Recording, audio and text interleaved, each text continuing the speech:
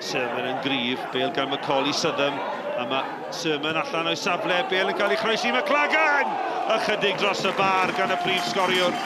Ond Macaulay Southam lawr y dde yn croesi yn dda ac yn isel Kane McLagan, ond y tro hwn dros y bar. Kieran Lewis, wal o'i flan o gwmpas, o yn taro'r bar!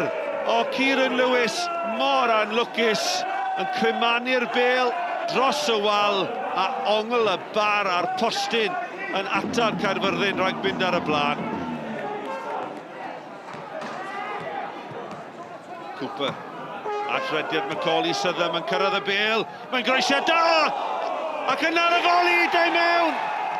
Y gol yn cael ei sgorio gan Jonathan Hood, ond chwaraewr gorau y tîm cartre Macaulay Southam yn creu y trafferthion lawr y dde. Ac ar y foli, Jonathan Hood yn rhwydo. Ar ôl beniad. A dyma Lewis! Chwarae teg i Kieran Lewis ar y foli, techneg hyfryd ganddo fe, sydd wedi bod ar target bydde wedi bod mewn, oherwydd oedd Mike Lewis yn stond. Cwarter awr yn weddill o dymor 2017-18. Y Barri ar y blaen, o gol i ddim, gol Jonathan Hood. McLagan, cyfle mae'r ail, mae'n cael ei harbed ac oddi ar y linell yn wirthiol gan Craig Hanford. Chwarae teg iddo fe. Yr arbediad gan Idzi, ond Kane McLagan, fe gafodd y cyfle.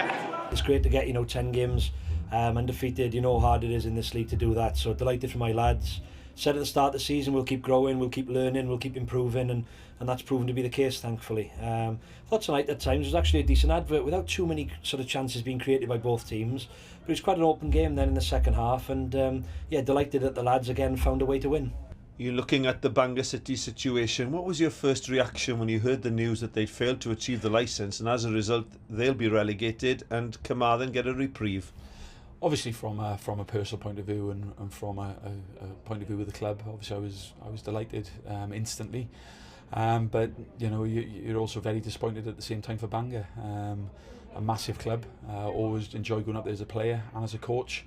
And really disappointed that they've ended up in the situation that they've found themselves in. It's been a highly successful first season for Barri. You look forward to the playoffs. You've got 2 weeks to prepare. How will you prepare your players? Exciting, isn't it? It's something that we haven't gone through before, but it's something that certainly won't faze us.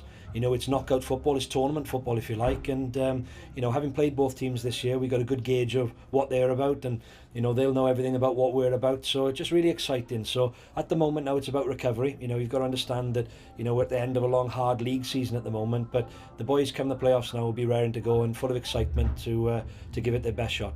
Now that Carmarthen will be playing in the Welsh Premier League, will Neil Smothers be leading them next year? At the moment, that's not my decision. That's obviously a decision that lies with the club. Obviously, myself, Danny, and the other staff will be speaking to them in the near future, and who knows, but hopefully.